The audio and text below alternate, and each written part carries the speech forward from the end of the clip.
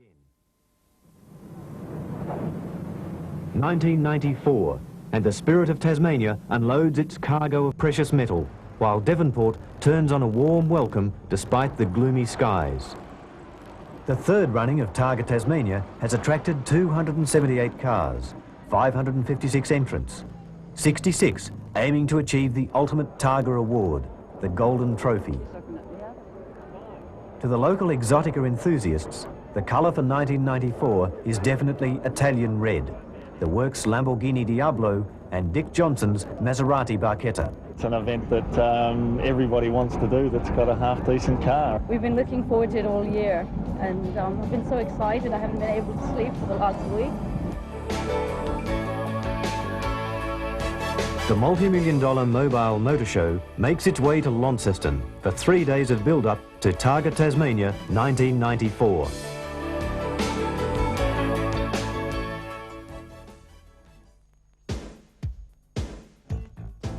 For the first time, a prologue stage is to be held before day one. The results of this 4-kilometre run through Georgetown will decide the starting order for day one. Slowest first, fastest last. TARGA Tasmania comprises 3 different types of stage. Transport stages move the field through built-up areas with a flexible time limit for refuelling and minor delays. Touring stages are unsuited for competition and are travelled at open road speed limits to get to the next TARGA stage. TARGA stages are closed road sections designed to test skill without reaching excessive speeds. There is a set minimum time for every stage.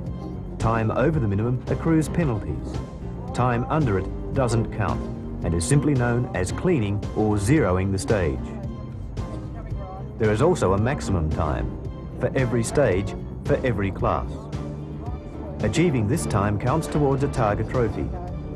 To get a TARGA trophy, a crew has to beat the maximum time on every single TARGA stage. Do this 3 years in a row and you win a golden TARGA trophy. The Prologue is an ideal venue for the public to view the different categories that make up a TARGA field. There are 9 categories of vehicles. These form mini events within the overall event, all competing for victory among their peers. These categories are further divided into classes based on engine capacity. An enthusiastic Georgetown community turns out to welcome the cars. First away for 1994 is Peter and George Washington's 1916 Hudson. We're not going to break the thing, we're just going to drive it the way it was meant to be driven in 1916, and that's not at full racing speeds like these Lamborghinis and these modern Delages behind us. Oh, we've got to go, sorry.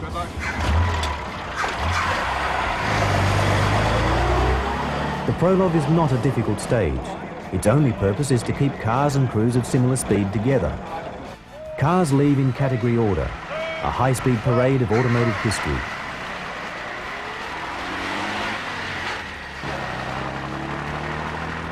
Competitors are breath tested before they can proceed. Any alcohol detected means instant disqualification from the stage. The Prologue is the only competitive stage timed on outright time rather than minimum and maximum times. There is no cut-off point. The quicker you are, the higher your starting position. Rex and Lynn Carr in their 1955 Jaguar XK140 finished the stage in 3 minutes and 1 second, fastest on the day for their category.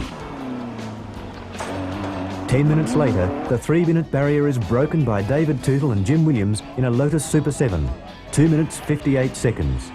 This would give them second position, beaten by 1 second by Ross and Bruce Williams in their Elfin Clubman. Rooftops prove popular for viewing as Ashmead and Oberoi negotiate the artificial chicanes in the town's main street, designed to slow the cars before the next right-angle turn. However, John Dygerble's Falcon Sprint is unable to get around the corner and has damage to tyre and wheel, not to mention fence. I wish you'd have gone right through the gate, then I could have got a new one. No, I didn't. As long as they're okay, that's all that matters. In the early classic section, Greg Bannon in his MGB GT has posted a 3-minute run, which is only beaten when Bruce Hogarth and Bruce Walter slide their London to Sydney Marathon Falcon GT into first place. George Geschos and Boris Orozin certainly have their super quick Volkswagen Beetle wound up, but push just that little bit too hard.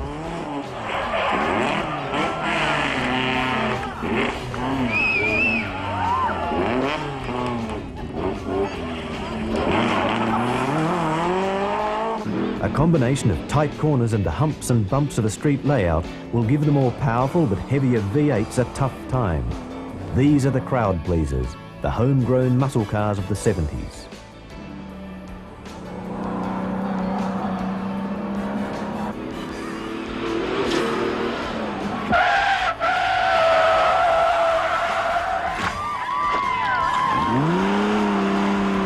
This misjudgment will cost Wayne Phillips' Triumph TR6 quite a few places for tomorrow's start.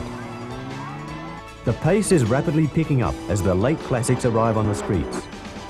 These are vehicles produced between 1970 and 1977 and are the biggest category in Targa 94. The fastest time so far is 2 minutes 53 by Tim Shaw and production car ace Mark Gibbs. There are plenty of contenders for this target. Bill Copper's 1972 Aston Martin DBS V8 is 2 seconds short, and they will settle for equal 7th with Chris Smith in the Porsche 911 Targa and David White in the first of the V8 Tiranos.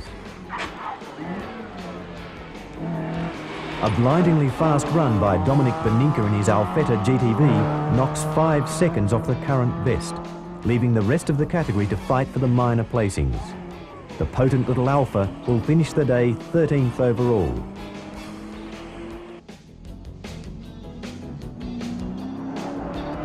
Only the stunning black De Tomaso Pantera of Tony Jory is left to attack Beninka's time, but a 2:51 left him 3 seconds short in a comfortable second place.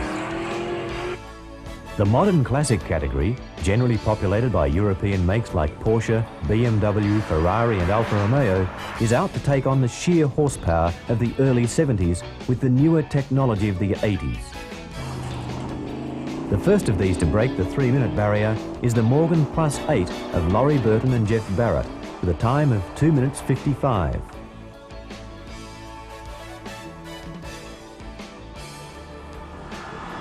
Jeff and Merida Beeble push their twin-turbo Jaguar XJ40 to a creditable 2:56. Minutes later, the BMW 325i of Richard Yule and Peter Roberts improves on this by 1 second to equal the Morgan. Next are the awesome Porsche turbos. After 2 years of incidents, Max May is not keen to overextend his car, finishing the day with a 2:59 and equal 6th in category. What should be an impressive time from local racer Paul Bailey in Terry Bennett's 1980 Porsche 930 turns sour when the gearbox fails. Lee Mundy's Roof Porsche 930 sets the fastest time yet with a smooth 2 minutes 45 seconds, placing him equal 5th overall. As the first of the contemporary category arrives, it becomes apparent that the faster you go, the harder you have to brake.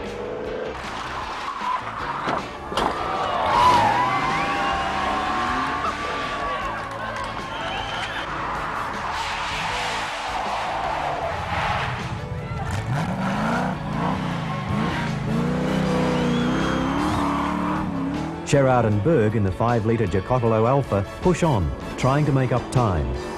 Half a kilometre from the end, they run wide onto a grass strip, slide up a support wire and come to rest against a power pole.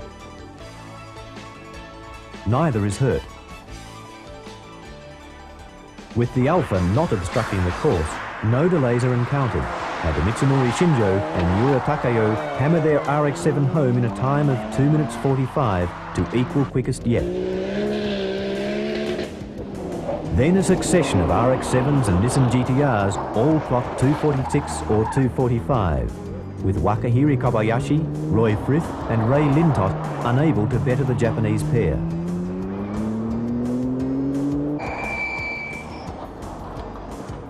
The appearance of Gentleman Jim Richards on the streets is the cue for the times to drop. He slashes 3 seconds off the current best. The challenge is set. Another outright favourite, Andrew Miedecke, in his Porsche 944 Cup car, clocks 2:46, equal 9th overall for the day. In the new releases category, Bruce Gowans and Tony Jackson have their Toyota MR2 wound up. The stop-start nature of the Georgetown stage doesn't suit the car, but they know it will come into its own over the next 5 days. This final category contains a formidable lineup of driving talent and machinery. Early in the field, Gary Waldon clocks a stunning 2:41, setting a hard target for the teams yet to come.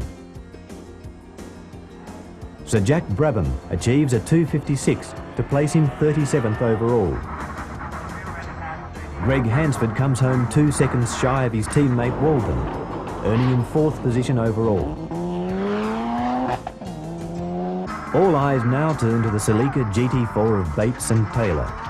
Highly favoured as a likely overall winner, the four-wheel drive Celica should suit the conditions, but Waldon's 2:41 will take some beating.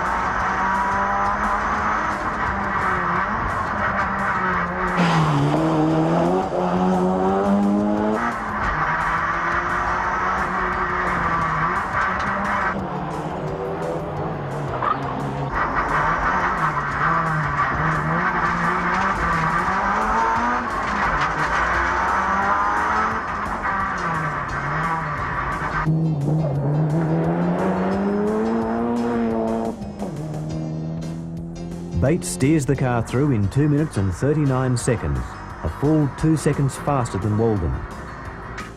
3 cars remain to go for this time. Touring car hero Dick Johnson and his Maserati only manage a 2:48 on the bumpy surface to claim 13th position for the day. Sandro Munari and Jeremy Brown in the Diablo look strong, the car handling the low-speed corners better than most would have predicted. While they end the day 2 seconds short of Bates, the Lamborghini's potential on the longer days is obvious. This leaves current TARGA champions Greg Crick and Greg Crick in their Honda NSX to take on the Toyota team entry. There is a sense of urgency as Crick pushes the NSX hard, but the pair clock at 2:46 and have to settle for 5th in category and equal 9th overall. The Prologue sees Neil Bates and Coral Taylor in the Celica GT4 fastest, followed by Waldon, Richards, Hansford and Munari.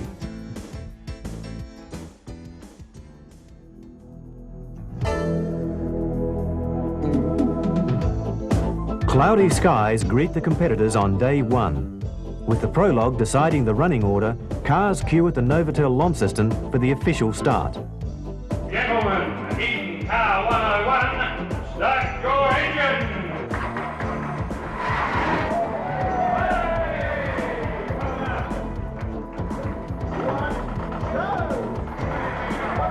The flag car, Car 101, is sent on its way, with crowds lining the streets for a view of the cavalcade.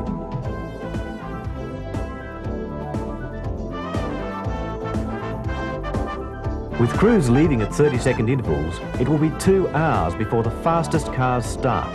A chance to compare notes, check the oil, or just sign the occasional autograph. 1993 Australian Rally champion Neil Bates is cautious but confident. Well, everyone's now tipping us as favourite for the event, but it is a 5-day event.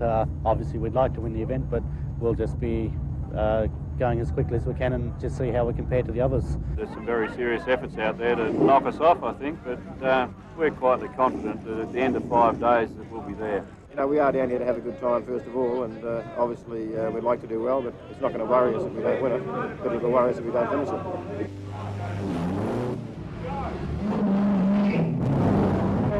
3-times world rally champion Sandro Munari departs in the factory-entered Lamborghini Diablo, one of the star entries for '94. Day 1 will take the field on a tour of the north coast to Devonport and back. Some challenging roads lay ahead, with the final Targa stage a nostalgic blast through the streets of Longford, a mecca of motorsport in the 60s. The first stage of the day is Lagana, 15 kilometres from Launceston. This is a chance for drivers to loosen up, with maximum times and even the minimum time not difficult to achieve.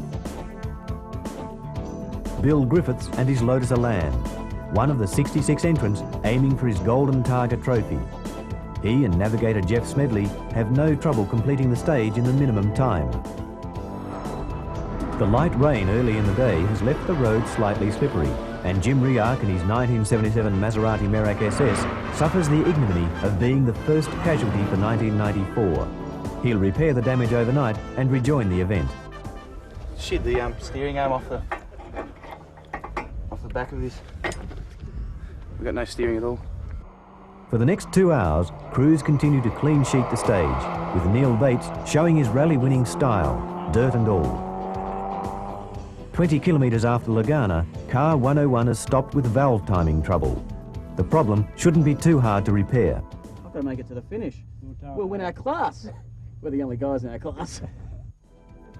The second stage of the day is through the rich farmland around Moriarty. This stage is a harder test, with a combination of flowing corners and tight right-angle turns through the fields.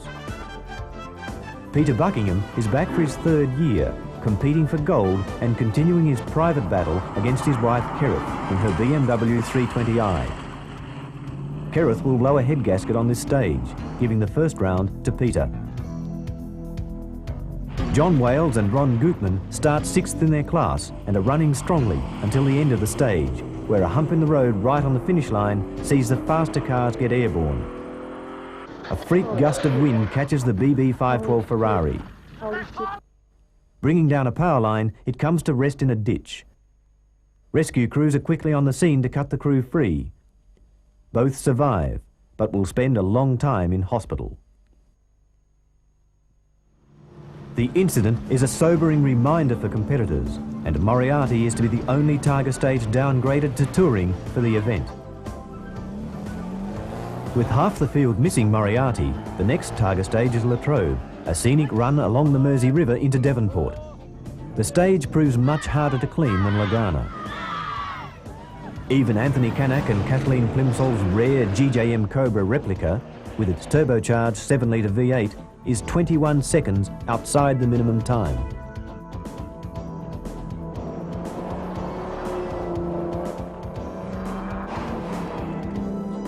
Bob Clapham is having trouble with his recently rebuilt Manta Special.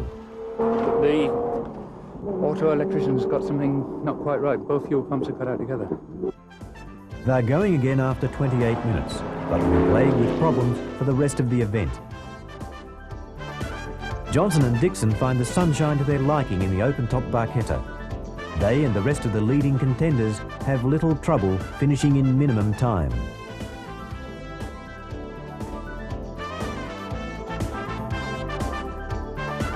The Deloraine stage sees Richard Yule and Peter Roberts encounter engine trouble while leading their class.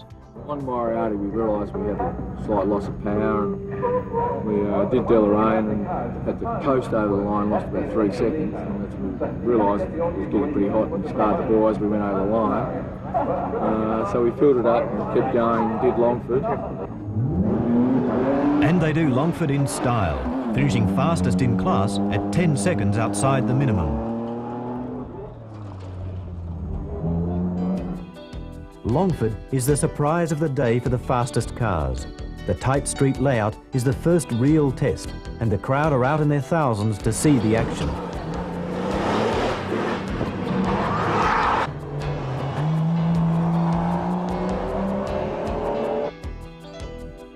Obviously, not all competitors see this sign. The course has been reversed from 1993, and the hump where John Yule had his RX-7 airborne is no more. John will drop 9 seconds on this stage to place him 14th overall and second in his class behind Lee Mundy and Terry Curtin in the Porsche 930 Roof. The last cars are entering Longford and no one has yet cleaned the stage. Roy Frith and Chris Wilson come within 3 seconds. Okay, that's across, land right again. Steady, steady. Okay. Hard left here, hard left.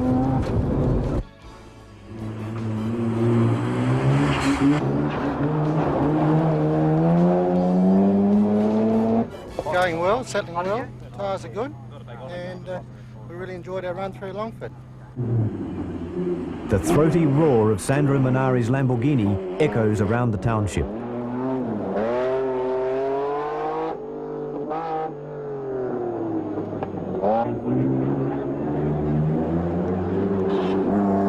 Crick and Priest come closest yet to 0 time, missing by just 1 second. It's finally left to just 3 competitors to record clean sheets for Longford and day 1.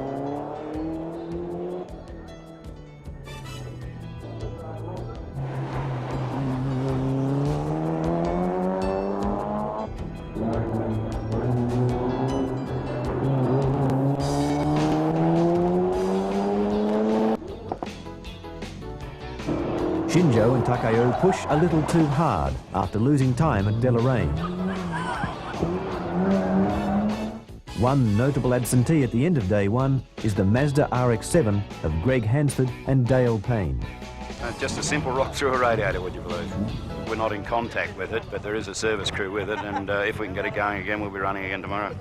Unfortunately, too much time has been lost, and the team decides to concentrate its efforts on the 907 car of Waldon and Horsley.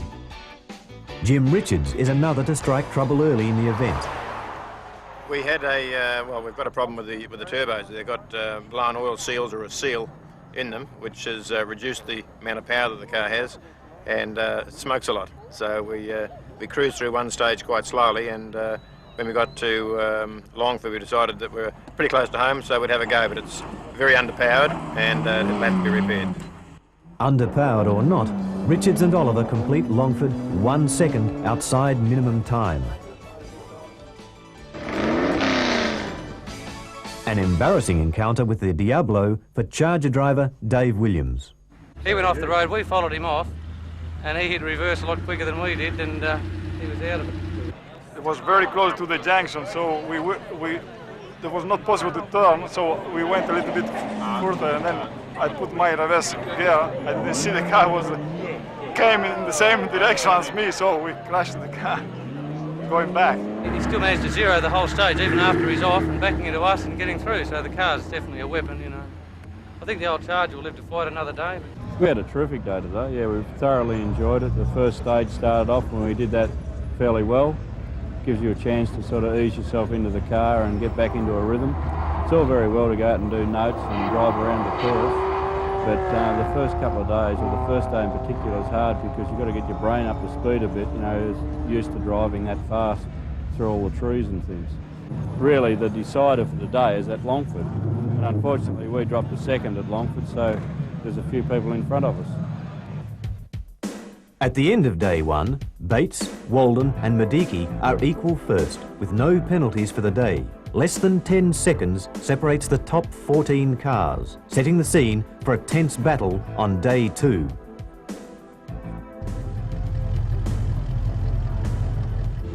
Day 2, and rain threatens again.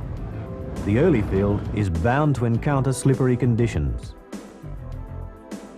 With a 460-kilometre run to Hobart over the spectacular northeast mountain passes, stopping at Bicheno for lunch, the morning stages will require intense concentration, none more so than the first stage, the Sideling. In the Sideling there'll be a lot of damp patches and things like that, so we'll have to be a little bit more careful, but we're looking forward to that. It suits our little car in those twisty tight mountain sections. And wet it is. The conditions at the Sideling mean that it will play a major part in the results at the end of the day. The older, generally open-top cars will be in for a damp time. Oh, it's fine, really. I mean, it's better than with the roof up. You don't get quite the vision, and you just got to drive, you know, accordingly.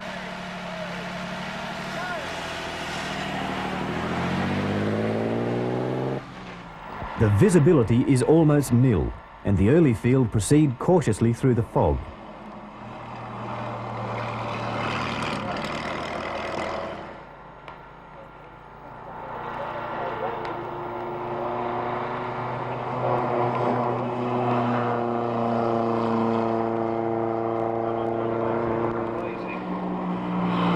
The post-vintage class contains some of the most sought-after vehicles in the world.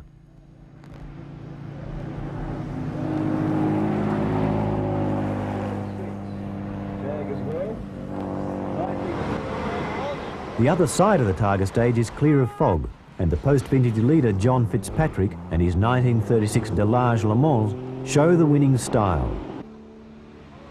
Car 101 performs a graceful pirouette. Returning to the desired direction is not quite so graceful.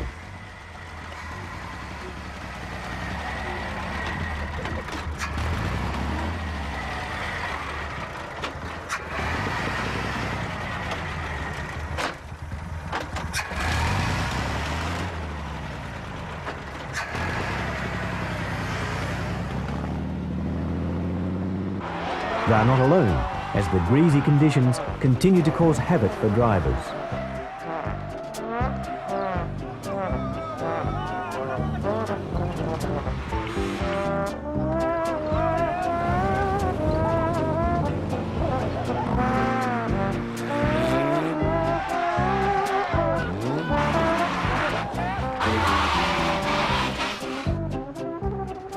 Up on top, the fog is still thick.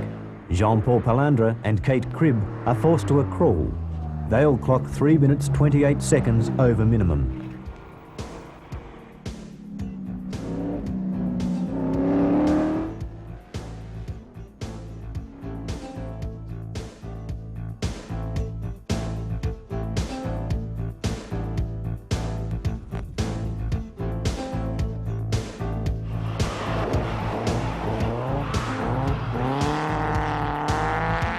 Mark Gibbs has the first sub-2-minute penalty, one of only 11 cars to break this barrier.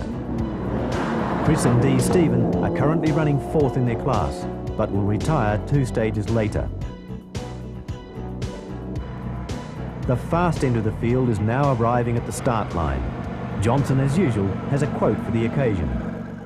Mate, I tell you what, I'm as cold as a frog's freckle, and besides that, this thing, you'd just about spin it doing 50 kilometres an hour. It's that slippery. But, you know, we'll just cruise through here and make sure I get to the other end. That's the important thing. 2, 1, go!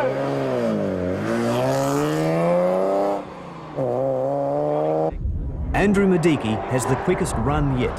His time is just 1 minute 22 over minimum.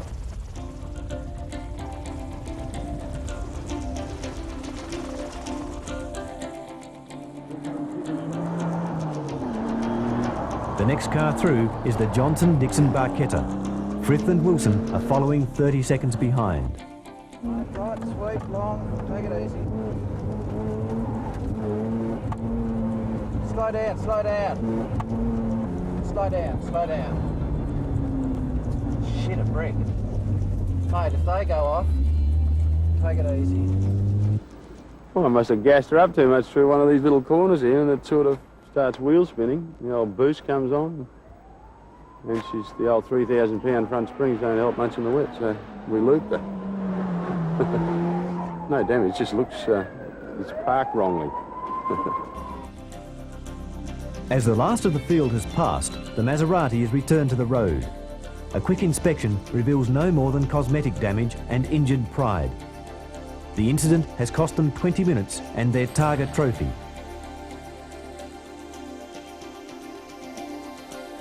Meanwhile, Munari is pushing the Diablo hard, but even four-wheel drive and Sandro's skill leave him 3 seconds behind Miedecke. Jim Richards is expected to handle the conditions well. However, 10 kilometres into the stage, he finds Gary Waldon's two-wheel drive RX-7 handling them better. Waldon records a 1:08, 32 seconds faster than the acclaimed king of wet weather racing. In the end, Neil Bates and Coral Taylor in the GT4 take the honours for the stage, with a time of only 52 seconds over the minimum, leaving them 16 seconds clear of Waldon and 30 seconds in front of Miedecke. Good, I think it's getting back to rallying, better slip and slide. It's quite good fun. Yeah. Most enjoyable. Good. The next stage is Winnaleah, a picturesque 7-kilometre interlude before the next real test, Wellborough Pass. A tight, twisting stage, Wellborough is not expected to be cleaned by any team. Andrew Jones and Michael Buscombe have their 1954 FJ Holden running third in class amongst a field of 4 Jaguars and a Ford Custom Line. Lee Mundy and Darcy Russell are caught near the end of the stage by a flying Neil Bates. Bates and Miedecke are the only two to clean sheet the stage, with Gary Waldon dropping 1 second and Greg Crick losing 7. Having left the rainforest passes behind, the Targa cars finally see the sun on the 56-kilometre touring stage through St Helens. The roads are rapidly drying out for the run over St Mary's and Elephant passes.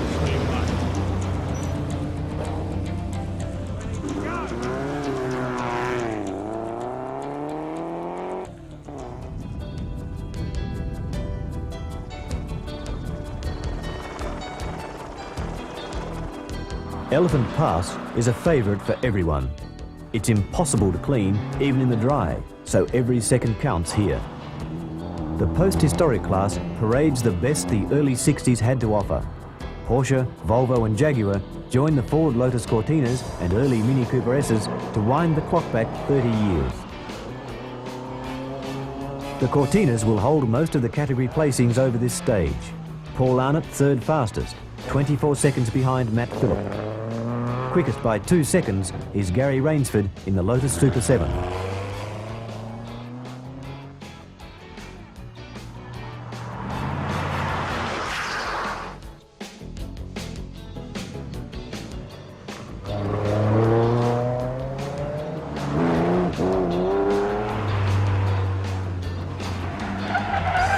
Chris Smith is lucky to sustain only minor damage when he runs wide.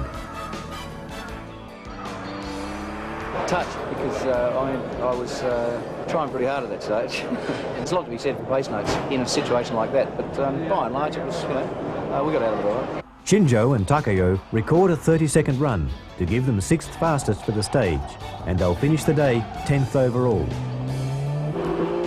The dry roads allow Crick and Priest to attack the 4-wheel drives, and they equal Bates and Taylor with 19 seconds over the minimum. But it's Andrew Miedecke who takes the stage with a 12-second run, regaining some of the lost ground from the Sideling. Lunch is at Bicheno, a coastal fishing and holiday resort. Dick Johnson continues his autograph tour of Tasmania, while Jim Richards is inspecting his handiwork. He's been up all night repairing his turbochargers. And how much sleep? From 6:45 until 7:30. Yes, we'll continue to run. We actually were fairly quick up St Mary's Pass and down Elephant Pass. We were a lot quicker than what we were last year in the Laser. But we'll keep going to the end, but I can assure you if it's wet from now on, we're going to do about 12 mile an hour. A new stage has been added for 1994. Mayfield Cliffs starts at the site of the Kabuki restaurant, built on the edge of the cliffs looking out to the Freycinet Peninsula. It's a fast, enjoyable run with little effort needed to achieve the minimum time, and many of the field will clean it. The weather is starting to threaten again as Targa comes to Triabunna, a small fishing village 1 hour out of Hobart.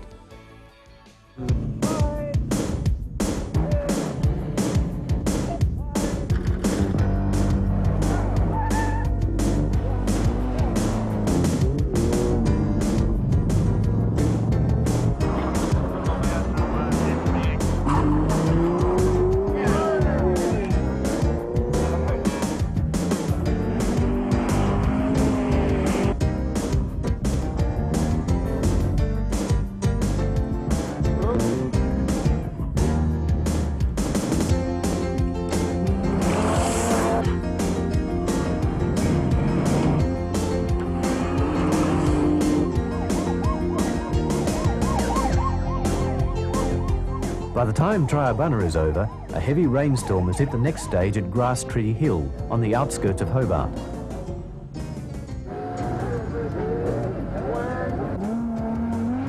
The early field is through in the dry, but the damp conditions will again favour the four-wheel drives. Munari has the Lamborghini on the edge, but it will be Taylor and Bates who'll take the honours for the stage and for the day.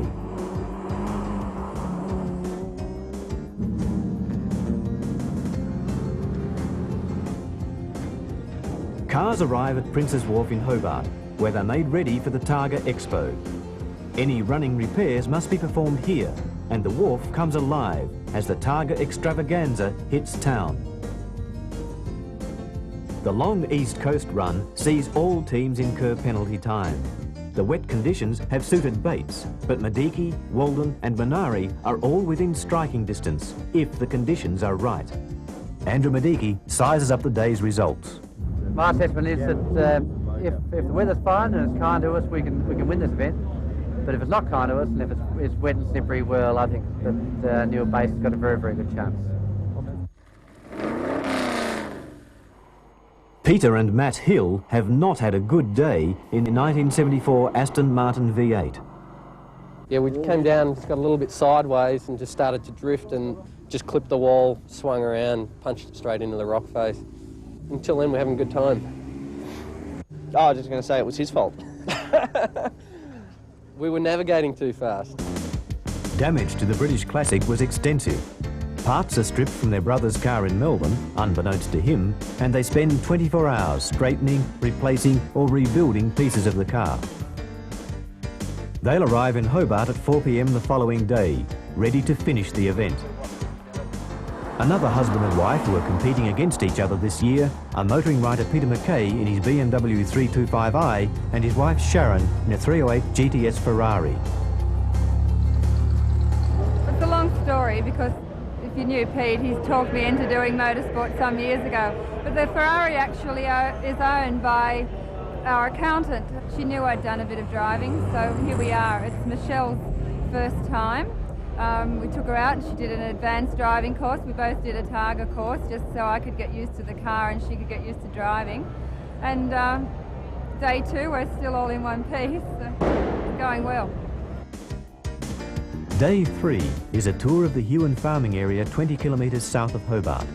The day is short but intense, as the stages are close together and are some of the tightest of the event.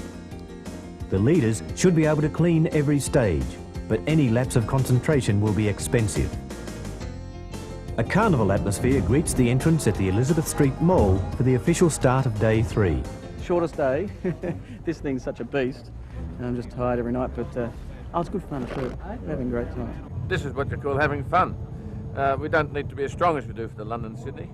And we're raising money for Red Cross this time and enjoying it, actually. Cars head for Mount Nelson, a 1.2 kilometre sprint on the edge of Hobart suburbs.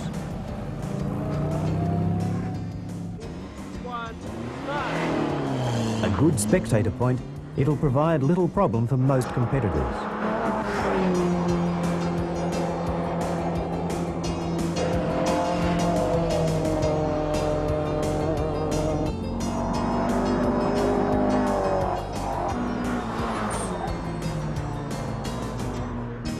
One major exception is the RX-7 of John Newell and David Reeder. Running second in category, splitting the Porsche 930s of Mundy and Bailey, they've hit the Armco on the last corner and will retire from the event. Oyster Cove is a twisty 12-kilometre run through valley farmland. Chris Mayne and David Daking have the Riley Elf running second in their class, while John Hamilton and Hugh Savage are placed fifth in the same division.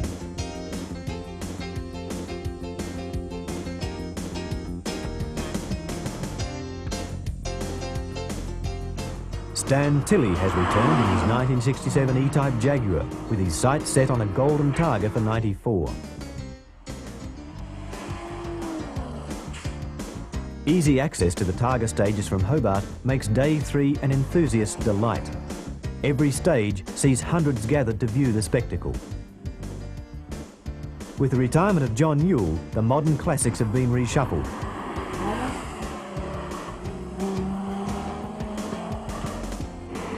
The catchpole darling Porsche 928 is third in category, but a fine drive by Martin Wagg in the Porsche 930 will see him overtake catchpole by the end of the day. With Lee Mundy's awesome roof the quickest of the modern classics, Porsche 930 turbos will now occupy the first 3 places. Just a little bit slower, George Washington urges the Hudson up the hilly Woodbridge stage.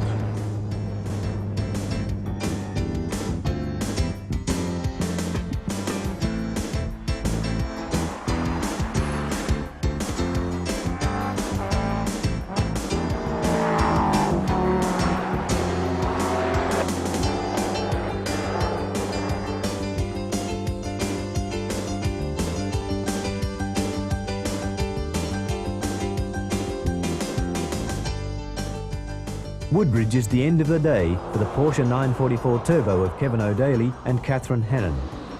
Damage is not terminal and they'll rejoin the field tomorrow.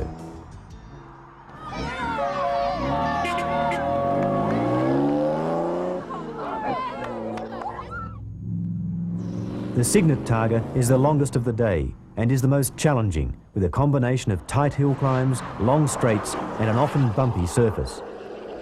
The tricky conditions take their toll. Alf and Sharon Gange have spun their Saab 900 into a ditch. Unhurt, they'll be back for days 4 and 5. Not so lucky are Robert Van Wiegen and Chris Dorr in Robert's beautifully restored BMW 2002. Chris will spend the night in hospital with minor injuries. The BMW will not be completing Targa 94, but 2 days later it will cross the finish line in spirit. Thank you, Tasmania. Thank you, Targa. We'll put the car back together for next year. Smile Navigator here, in Pearson Hospital with a broken sternum. Look at him. Hey, geez, we're building tough in Queensland. Say something, Chris. Help. After a fine drive on day 2, Mitsumori Shinjo and Miura Takayo in their RX-7 are running 10th overall.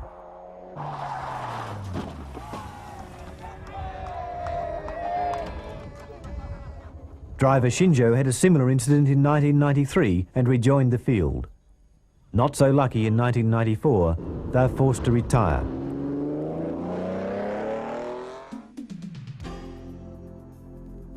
The entourage moves to Huonville for lunch, a chance to reflect on the event so far. Still smiling, still enjoying it. It's a fantastic car to do the event in. You've got, everyone loves it and the girls love it, and we've got the roof off and the sun and weather's held. It's been good. Toyota MR2s are Colin Bond's specialty. Bruce Gowans is delighted with the performance of his. We are currently lying 11th after 2 days, and we've had 3 very good stages this morning and haven't dropped any time. So we're very happy. And of course we don't have the all-wheel drive, turbo assistance and all those sort of things. Very happy. Bruce and navigator Tony Jackson will finish the day in 14th place overall. Robert Neame and Andrew Smith in the Caterham Super 7 will lift 2 places to overtake the MR2 and take class honours for the day. Longley Targa stage is a winding run to the base of Mount Wellington.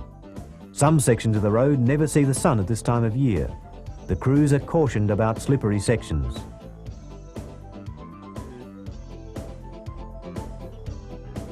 Dom and Matthew Di Mattina will finish the day second in their category, behind the Delage Le Mans of John Fitzpatrick. Gary Wise and Alan Graham are only 2 seconds behind class leader Bill Griffiths, but will overtake the Lotus on day 4.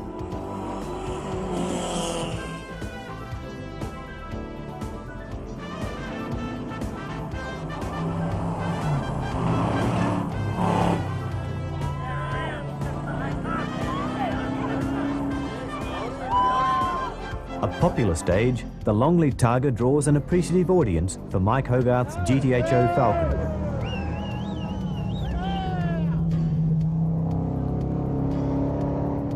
The biggest applause is reserved for local Paul Bailey on his way to one of the fastest runs through Longley. The Porsche belongs to his navigator, Terry Bennett. Kevin Bartlett and John Dawson-Damer are leading their class as they wind their way towards Hobart, the last few kilometres of the stage through houses tucked into the foothills of the mountain. Sir Jack Brabham has moved up 3 places during the day to 11th overall, 1 place behind Barton. The last stage of the day, Ridgeway Park, is an old hill climb circuit, and the climb through the reserve is horsepower heaven. The late classic category will revel in the conditions, but only the very front runners will clean this stage. Chris Smith and Paul Lucas record a 6-second run to be quickest in category at Ridgeway, but at the end of the day, Kerry Luck and Kim Taylor will lead their group by nearly 1 minute. Reigning champions Greg Crick and Greg Priest remain 5th overall, 2 minutes behind the leaders. A poor choice of tyres has left them struggling, but they're confident of an improved run. The car's great, yeah, the car's really good now. We buffed the tyres last night and it's improved it out of sight, so we're quite looking forward to the next couple of days. The short day 3 sees no change to the overall leaderboard. However, the category leaders have now emerged. And as for all of the field, day 4 will test their endurance. The longer TARGA stages ahead could see attrition play a major part in the results. Graham Ward navigated in 1993 for David Brabham in a Porsche 968 and is back again with his golden TARGA trophy in sight. He's had the rare chance to compare 2 Formula One drivers at work. Yeah, we were having a comparison during the stages today. Jack was asking me, was David faster over Signet last year than I was this year, because we cleaned Signet this year, but of course they added a little bit of time to Signet. And I said, well, you did about the same time as David. No, I said David was a bit quicker last year. It is the morning of day 4, and Tim Linus knows his goal is within sight.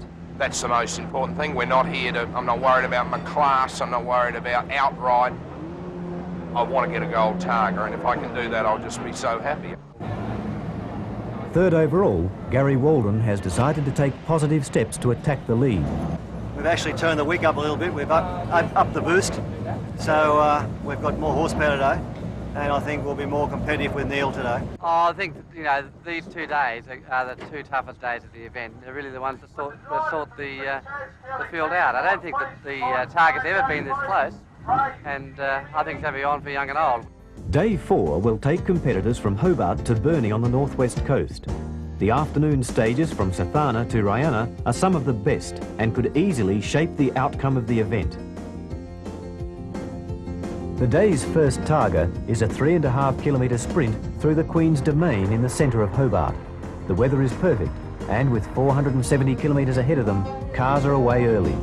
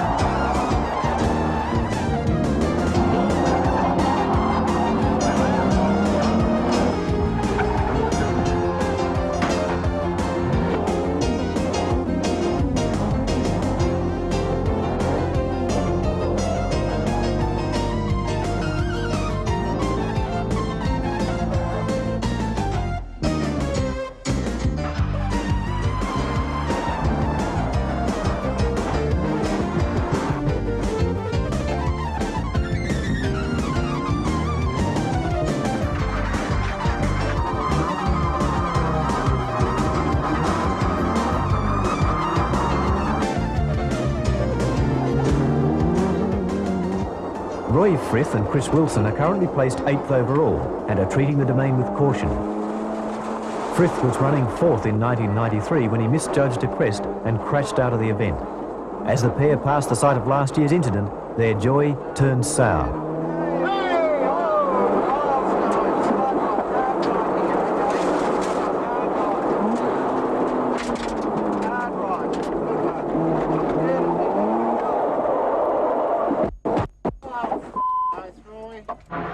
Underneath there.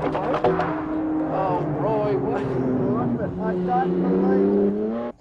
The RX-7 has come to rest on a fence post, which is quickly removed, and they continue, losing nearly 4 minutes and their TARGA trophy. The early morning light and historic Richmond provide a perfect backdrop for the older entrants as they head north.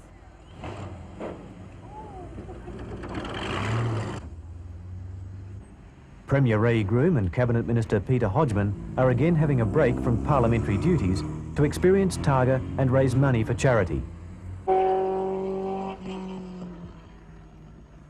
Travelling through the TARGA stage at Colebrook and the rich farmlands of the Midlands, the field arrives at Simmons Plains Raceway, where a crowd of 2,000 has turned out to see the action.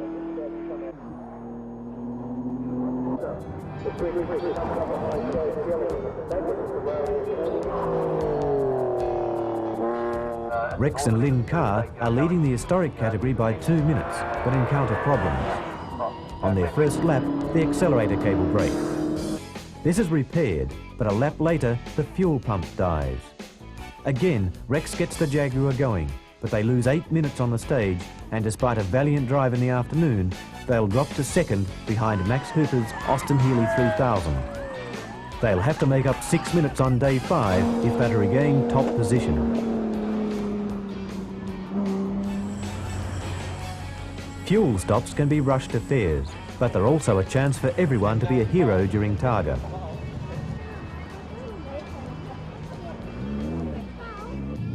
Kerry Luck still holds his overnight lead in the late classics and stops for quick repairs to a blocked heater hose. The time told he was smarter. I one day said Kemosabe. Kiss my horse high for the full.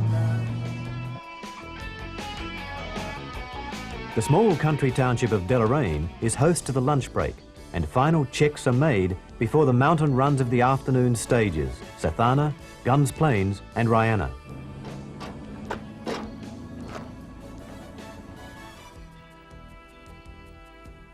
Sathana is a driver's delight, with flowing corners tightening to precipitous mountain switchbacks and a downhill run that will test the best of nerves.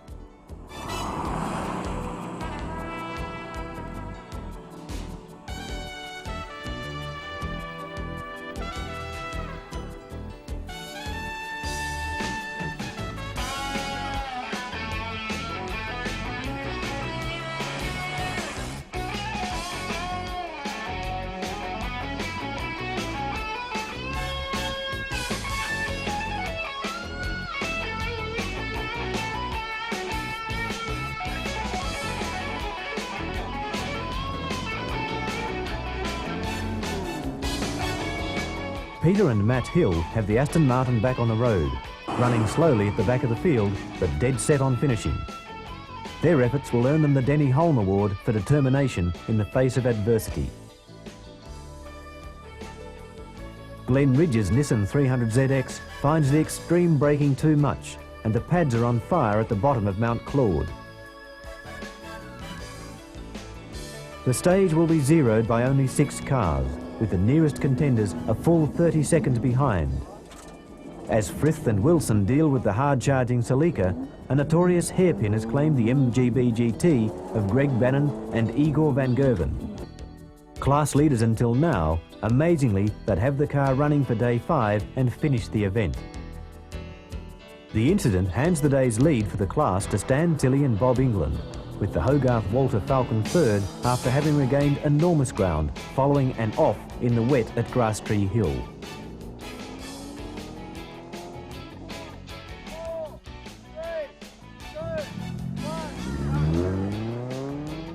Timely help from the officials sees Martin Braden and Jonathan Lee on their way into Guns Plains.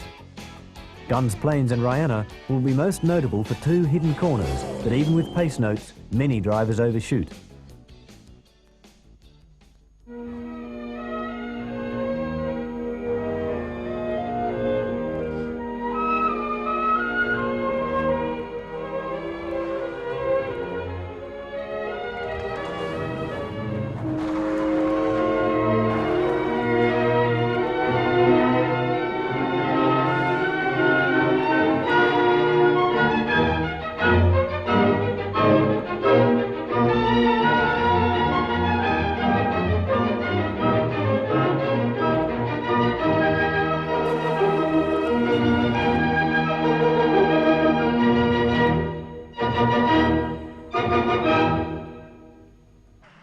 Those who do get it right find their cars airborne, none more so than Andrew Miedecke, on his way to clean sheeting the whole day. Raine will also cause problems for three top-running teams. Ray Lintott is running 9th overall.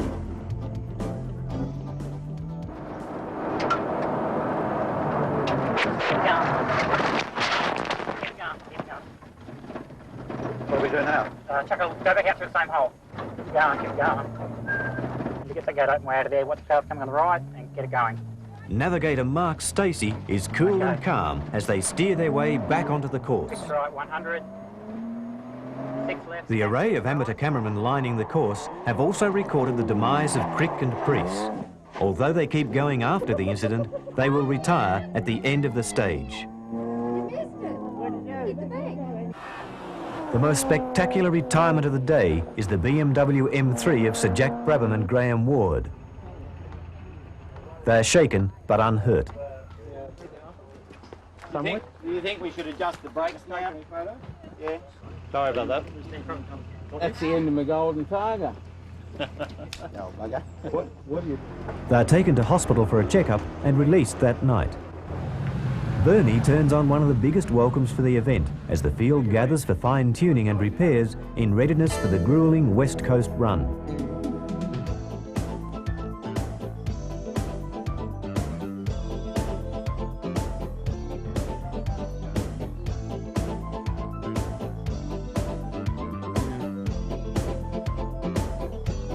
Andrew Miedecke is right on the minimum times. We're running second, and it's a shame because we've been fastest all day, but because both Bates and I have been under the minimum times, the amount that we beat Bates by hasn't been able to be counted. So we're hanging in there and we're doing our best, but it's a bit frustrating, I've got to say. Ian Messner and Robert Young are leading their class as they near the end of day 4, but Raine will also claim their Escort RS2000.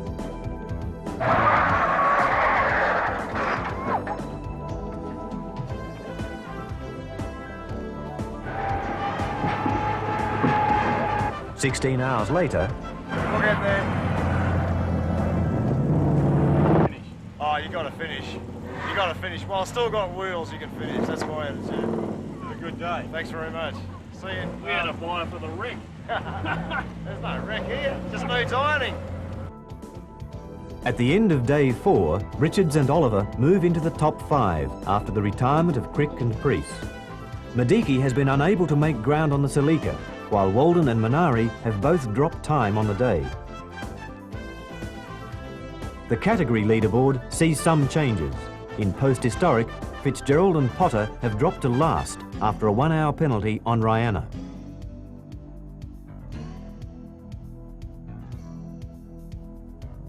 As predicted, rain drenches the early risers for the last day.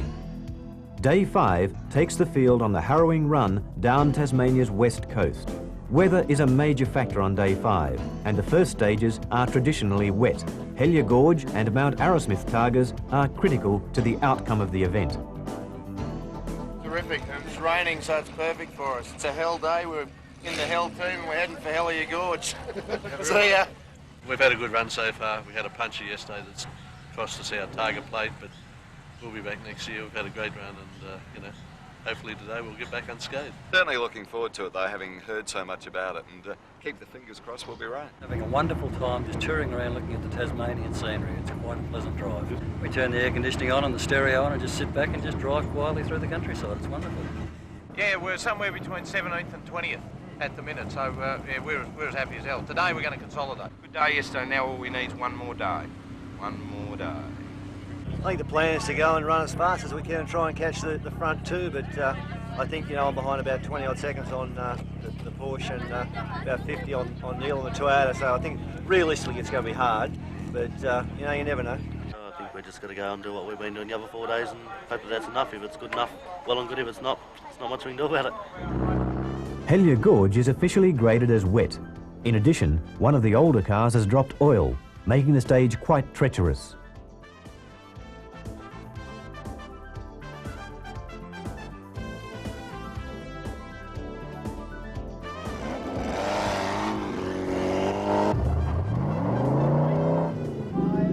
The second Team Toyota Celica is driven each day by winners of a national magazine driving competition. Of the 230 finishers, they'll claim 145th position overall. The Hellyer rainforest is a calm and tranquil place for the rest of the year.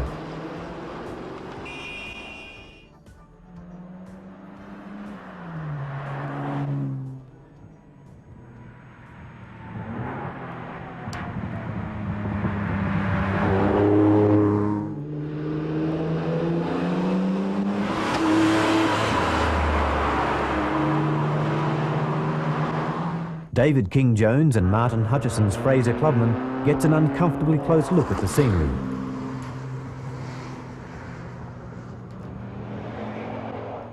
Despite missing 3 stages for the day, they will finish.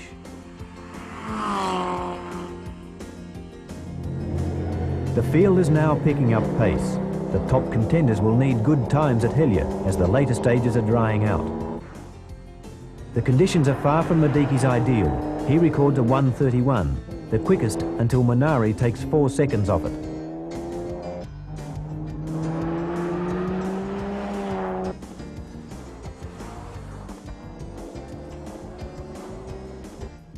Waldon will storm through Hellyer 20 seconds ahead of Miedecke, but it's the GT4 of Bates that takes the honours with an amazing 39-second run. This extends Bates' lead to 1 minute 20 over Miedecke, with Waldon 5 seconds further back. Miedecke's only chance now is Mount Arrowsmith, where the outright pace of the Porsche could pull back the deficit. While Bates and Miedecke battle out Hellyer Gorge, the early field is lining up at Rosebery.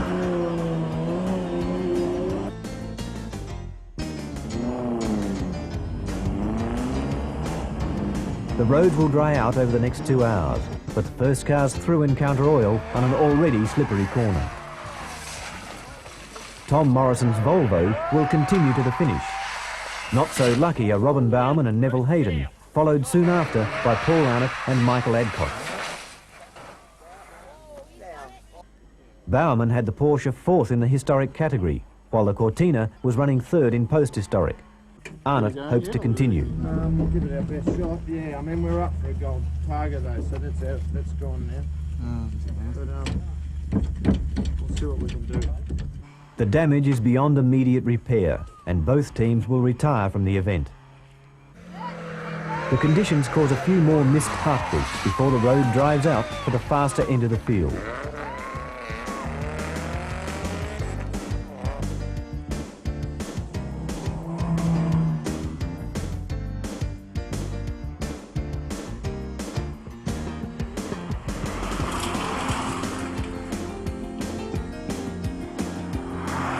The Rosebery stage will also claim the Parsons Hiscock MR2 Turbo.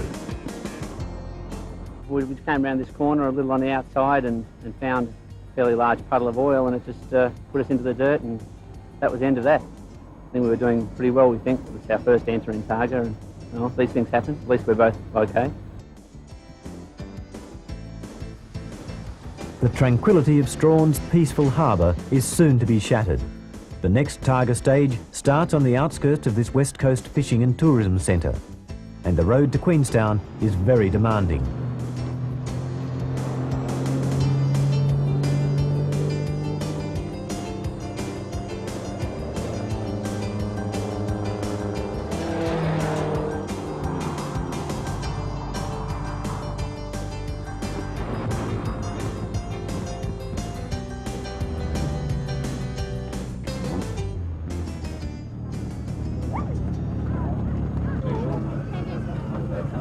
At the Queenstown lunch break, Bates has an 80-second lead, and the Toyota team realises victory is in sight, even with the vital Mount Arrowsmith stage now dry as Miedecke wants it.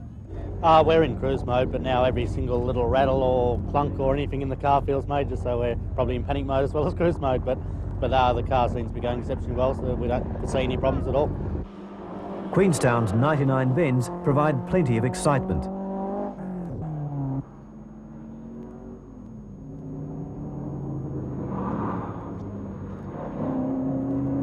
Too much for Mike and Ben Rashid in their 1959 Porsche Coupe.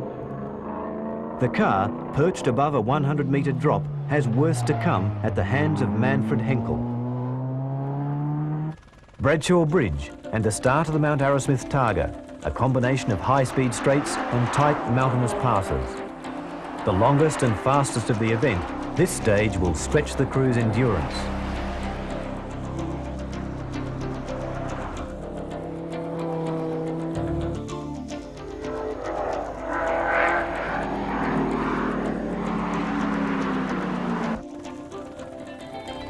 Gary Waldon sets off to tackle Mount Arrowsmith.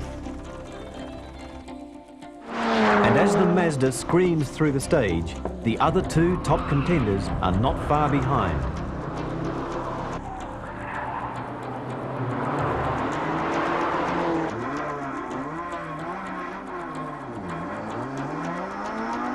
Over the 3 years of the event, at least 700 cars have driven this stage. No one has ever cleaned it. In 1993, Jim Richards came closest, 4 seconds over the minimum.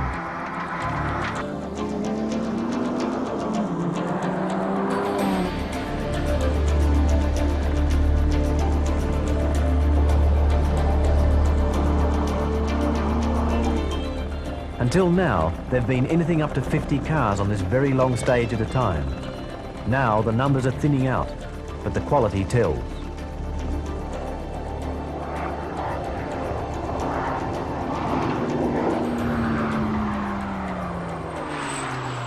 Waldon cleans Mount Arrowsmith. Miedecke cleans Mount Arrowsmith. Bates cleans Mount Arrowsmith. But all is not well.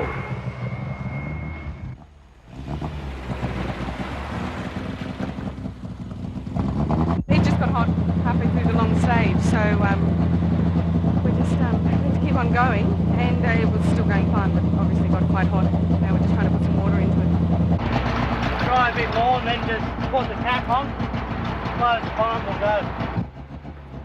It appears a stone has pierced the radiator. 20 kilometres further on, they've stopped again. Well, how do we stop it? Pour water over the engine or something? It won't start. Bates' prediction proves accurate, and the Celica has to be push-started. They have 40 kilometres to the next Targa stage at Tarraleah. Miedecke and Waldon have both dropped over 10 seconds on the Tarraleah stage, and if the Celica can keep running, they're still in with a chance.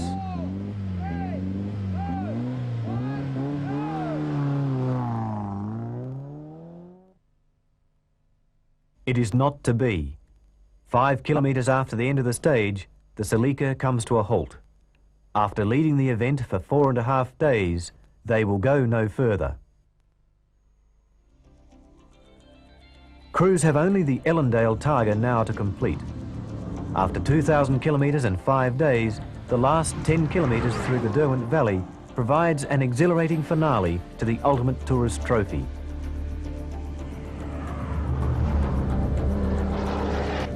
New Norfolk comes alive as the cars gather for the parade into Hobart. Unbelievable stuff. I don't think I've ever, but yesterday probably was the most exciting day I've ever spent behind the wheel of a car, I would say. The cars begin the last run to Hobart and the finish of Targa Tasmania 1994.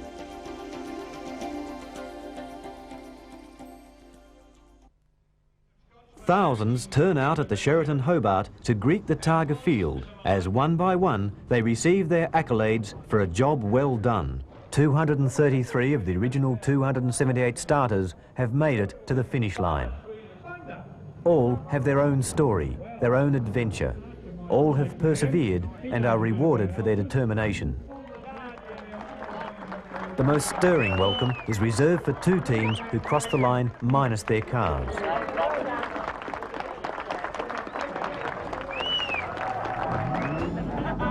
But overall victory can only go to 1 team, and as the results of the last stages arrive, Munari, Waldon and Miedecke find themselves on the podium. Against all the odds, against his own predictions, Miedecke and Taylor have won.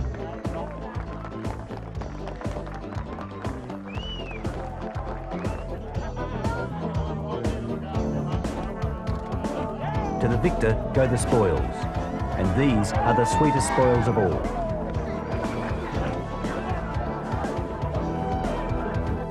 There are many more winners, 40 class victories in 9 categories, for them just as important as the overall result.